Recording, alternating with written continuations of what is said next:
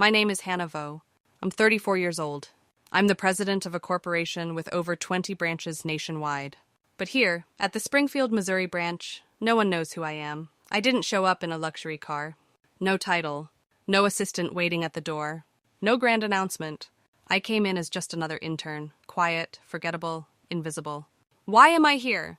'Cause something's been off. Lately, HR has been sending me troubling reports. A wave of unexplained resignations. Terminations labeled vaguely as cultural misfit. Mastery. Closed-door meetings where people's worth is judged by glances and tone.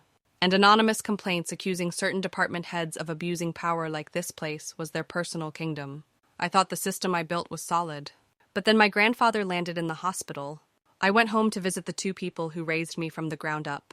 That night, in a freezing hospital room, watching him curl up from the cold, I realized maybe it's time to step away from the boardroom and see what's decaying from the inside, with my own eyes. No official memo. No inspection team. Just me, a girl with a new name, Intern Hannah Vo. I walked into the Springfield office like a shadow. No one noticed. No one greeted me. No one asked questions. But within just 5 days, I had already heard more than any report could have shown. At this branch, someone's pushed out almost every week. They're not fired, but everyone knows. They're isolated, smeared, set up to fail, then labeled lacking initiative. Here, even catching a cold can make you worthless. Here, it's not about skill. It's about knowing when to bow and who to bow to. Here, gossip is more regular than coffee breaks. And then I saw her, Madison Blake, my old classmate from high school. She knew exactly who I was, that I lost my parents at 6, that my grandparents raised me on rice and borrowed hope.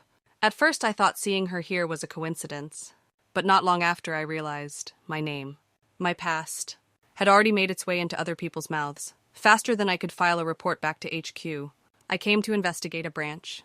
But I think I've just peeled back a crack deeper than I ever imagined. Back in high school, Madison Blake was the girl who never had to try. Her hair was flawless. Her skirt never creased. And her voice carried weight, even when she whispered. She didn't need to be loud. She just needed to show up, and the room adjusted to her presence. I was the opposite. Third-row kid. No mom to tie my bow. No dad to say be careful before school. My parents died in a car crash when I was 6. My grandparents, tired, poor, and kind, raised me with what little they had. They never complained. So I learned not to either.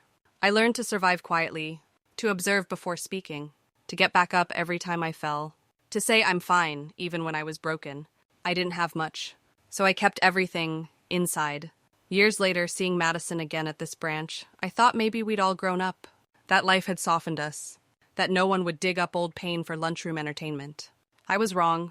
Just a few days after I arrived, the office buzzed. Not about my work, about me. They knew my parents died young. They knew I washed trays in the school cafeteria, scraped tips at a local cafe just to buy books. They knew I wore the same secondhand coat, borrowed from a distant cousin, 3 winters in a row. None of this was in any file. But Madison Blake remembered. She didn't say anything, just dropped a few, I heard over lunch, just smirked when someone accidentally asked about my background. No one knew the source, but somehow everyone began looking at me, like they already knew my story. I didn't respond, didn't explain, because the moment I walked into that building, I knew what I was stepping into. I wasn't here to impress anyone. I wasn't here to make friends. I was here to see the truth. For myself, with my own eyes, and my own ears. If they thought I was weak, fine. The lower they think I am, the less they'll see where I'm really standing. I never meant to speak up. Truly. I came here to listen, not talk. To disappear, not disturb. I knew that in this branch, those who talk too much don't last long. But that day, I said one thing. It was a Monday meeting. The team was arguing over a delayed project. Blame flew around like a game of dodgeball. No one wanted responsibility. Everyone just wanted the meeting to end. I spotted something small, a missed update in the task list.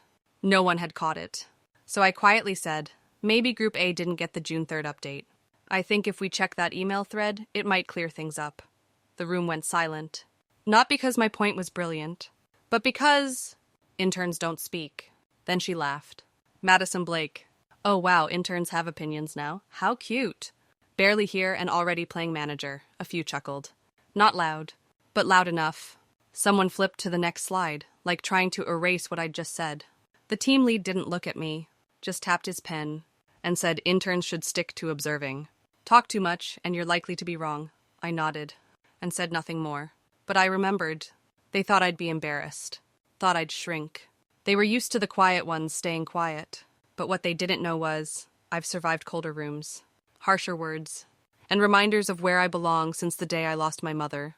What they also didn't know, the only person who didn't laugh that day, was me. The only one who remembered every glance, every voice, every smirk, was also me. And the only one in that room, with the power to change it all, was me. She was the first to break the silence. Oh, so interns have opinions now. How adorable. Just got here and already trying to manage the place. A few others chuckled, not loud, but loud enough for me to hear. Someone quickly flipped to the next slide, like erasing what I'd just said. The team lead didn't even look at me. He just tapped his pen against the table and said, interns should just observe for now. Talking too much usually leads to mistakes. I stayed quiet, nodded, and remembered. They thought I'd be embarrassed, that I'd back down.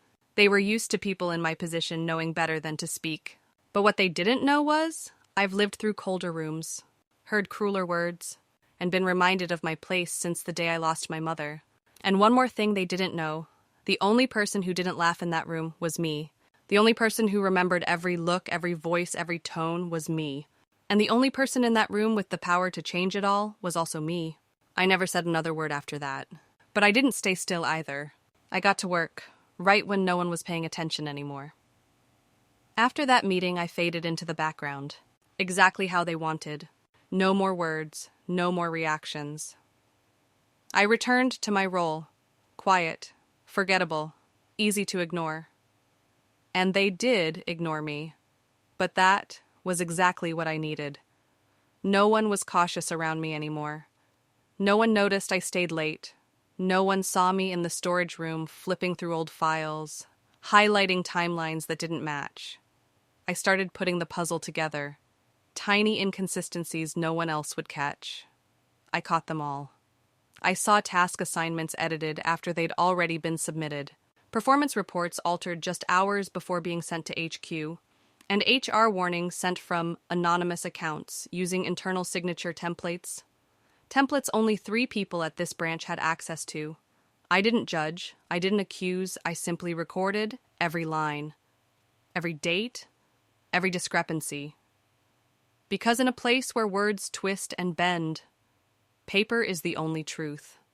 And then I saw something worse. Madison Blake wasn't just spreading rumors.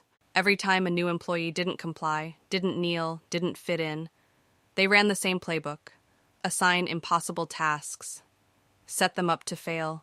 Document it as misconduct.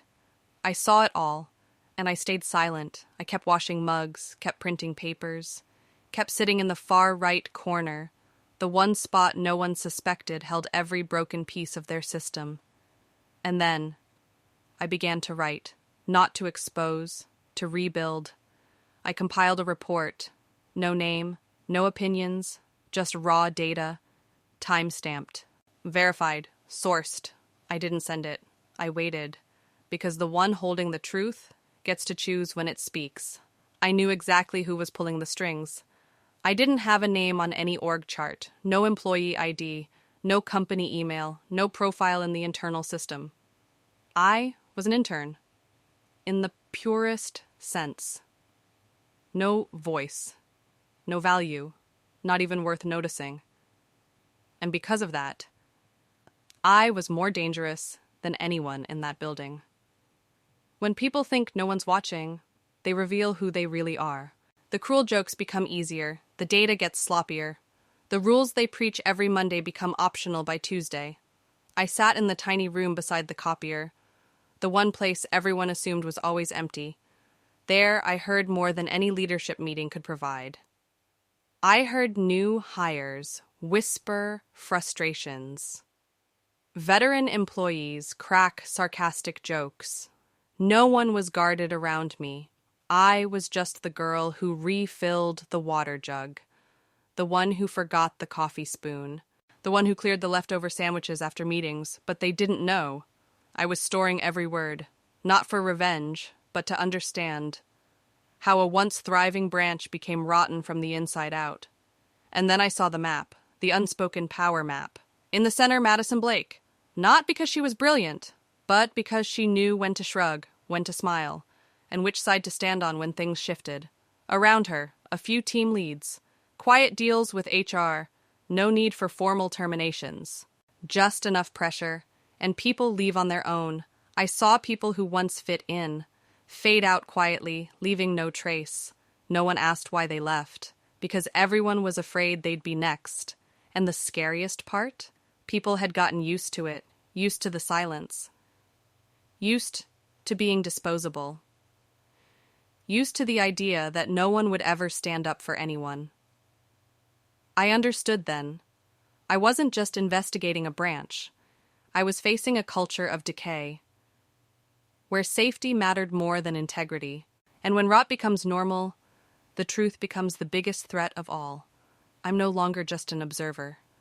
I sat in my usual corner, the one where the yellow light always felt just a little dimmer than everywhere else in the building. On the screen was the report I'd spent nearly a week perfecting. No fluff, no opinions, no assumptions, just the truth, with evidence. No one ever taught me how to write a report like this anonymously. But I'd been doing it since I was a child, learning how to speak without a voice. I knew how to make people listen, even when they didn't know who they were listening to. The file was compressed, renamed like any other routine document in the system. I sent it to 3 places. 1, the corporation's internal feedback inbox. 2, the quality control department. 3, the executive assistant's inbox. The one person I knew opened every single email out of fear of missing something. None of them knew who the sender was. It came from an old technician's login. A forgotten account tied to someone who left the company 2 years ago, but the account still worked, silently. I didn't need a reply, didn't need a read receipt, didn't need praise. I just needed one thing. This silence was about to end. The next morning, the conference room was locked down for over 2 hours. Inside, regional supervisors and the branch manager. An emergency meeting. No warning. The door stayed shut, but the tension outside was ice cold, like something had just been dragged into the light. I sat outside sipping coffee, like any other day. No one looked at me. No one said a word. But I knew something had begun. That afternoon, a handful of department heads were asked to review the entire workflow pipeline. Some were angry, some pointed fingers. And me, I stayed quiet and kept working.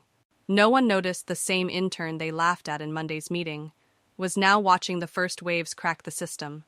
I didn't need to stand in the storm to be the center of it. I just needed to know. I was the one who nudged the first stone off the edge. And I could feel it. Rolling. That morning, I was late. 16 minutes, to be exact. Why? My grandfather had been hospitalized again, his second time in a month. I'd been at the hospital since 4 a.m., handling his transfer, signing forms, and catching a ride to the office without even a sip of warm water.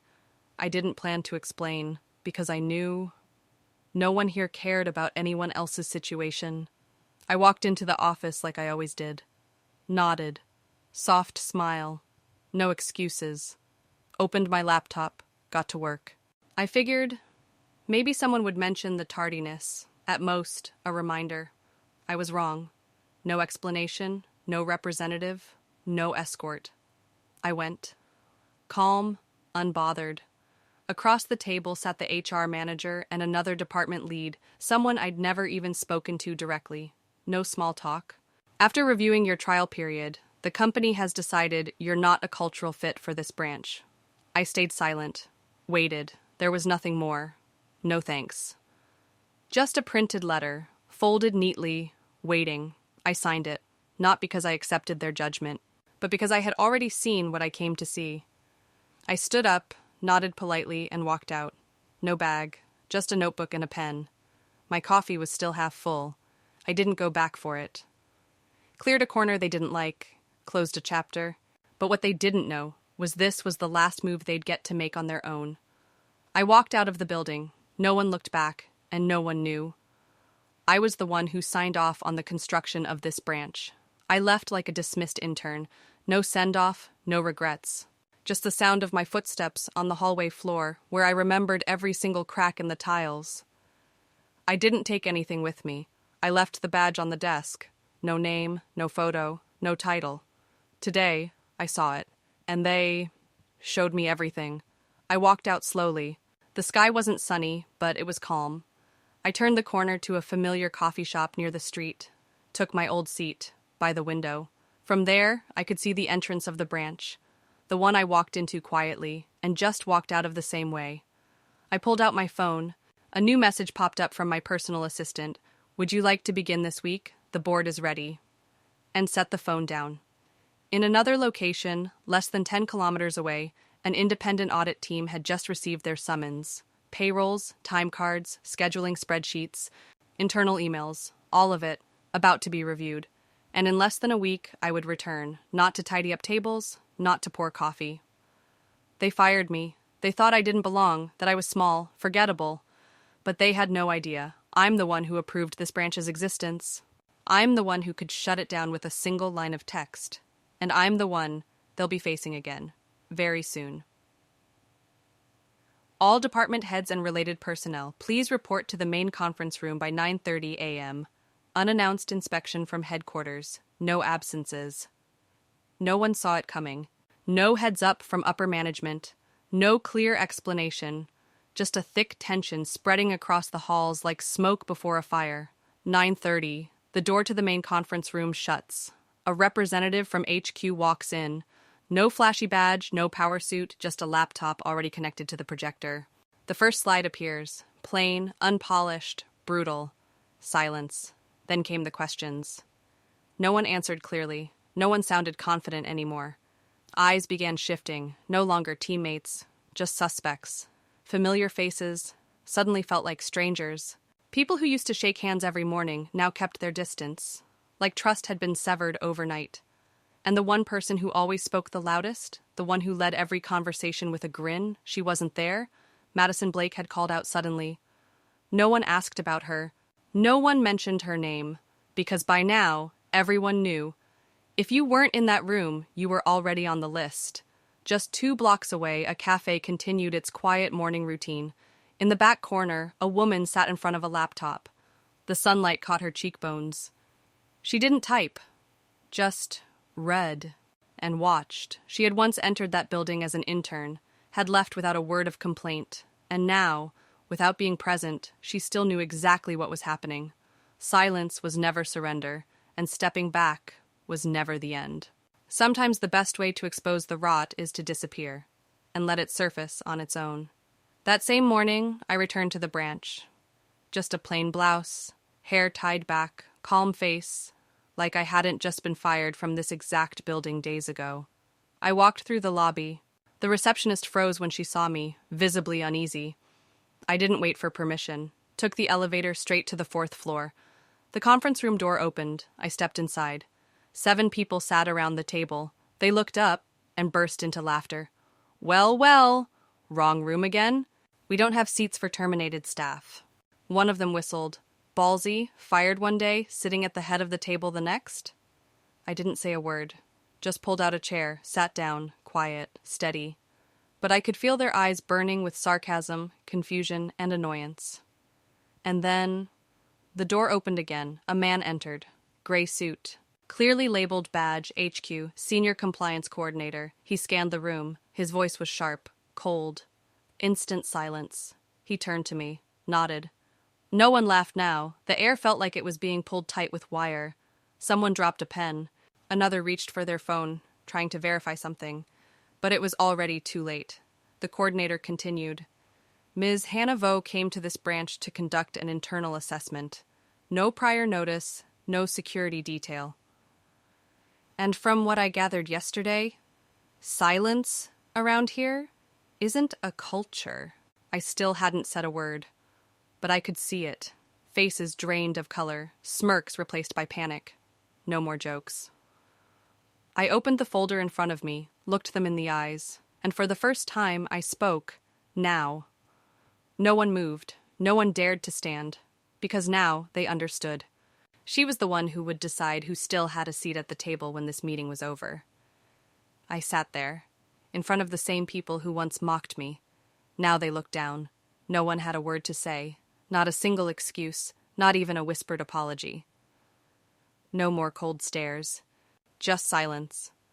Heavy, stretched thin across the room, like words had become a burden no one wanted to carry. I opened the folder in front of me. Inside were numbers, not sales stats, but cold, brutal figures about people. 6 employees resigned within 2 months. 1 had just lost her mother and asked for leave. 1 had the highest performance score of the previous quarter. I didn't have to say anything. I looked at each person around the table, not with blame, not with accusations, but with enough clarity in my eyes for them to understand. I saw everything, and I would not ignore it. Then my eyes landed on Madison Blake. She looked away, her fingers clenched tightly under the table. The sharpness in her voice, gone. I knew she wouldn't apologize. Just like many in that room, they weren't afraid of being exposed. They were only afraid of losing the power to judge others so freely, so casually, like it was second nature. I closed the folder, stood up, looked them in the eyes. No raised voice. No need for permission.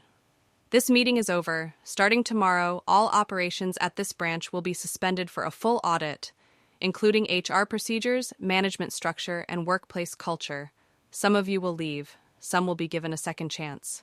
But this system will not continue as it is. I didn't come here to observe anymore. No one spoke, no one pushed back, and I didn't look back, because I knew, even without raising my voice, they all understood who had just decided the fate of that room. As I turned to leave, a voice spoke from the far end of the table. It was the head of HR. Her voice still carried that usual calm, but this time, there was something else, something almost pleading. "Ma'am, I think suspending the entire branch might be a bit extreme. Maybe we could just revise the procedures." I turned back. Not angry, not interrupting, just looking. She hesitated. She didn't respond. I turned to another team lead. "What about you?" He stumbled. I think it was someone in sales." I didn't wait for him to finish. I remember all of them. Their names, their employee IDs, the reasons they left. I paused. Silence. But not the same silence as before. This was the silence of realization. They once thought I was just a powerless intern. They believed power belonged to those who spoke the loudest, who manipulated the game, who judged others with vague words and smug certainty. But today, just one silent return shook the entire system. I looked down at the folder one last time and said Chaikori Shiori. Tomorrow, the formal decisions will come from HQ. No one objected because they knew, this battle, they lost the moment they underestimated the wrong person. I left the office just as the city lights began to flicker on. No goodbyes, no one watching me go. Just the echo of my heels across the marble floor and one flickering fluorescent bulb in the corner of the ceiling. I drove home. No GPS, no call ahead. Just me, a granddaughter, returning to the only place where I never had to explain myself. The house was still there, tucked quietly among trees now brittle with autumn wind. Grandma was folding blankets on the living room couch.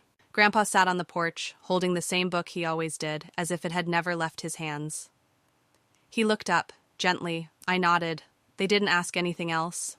They didn't need to know that I'd just led an internal investigation or restructured an entire branch. To them, I was still just Hannah, the little girl who used to sneak cookies from the kitchen and hide her test scores behind her back. That night, I sat beside my grandfather under the old wooden awning. The autumn breeze rustled through the bare branches.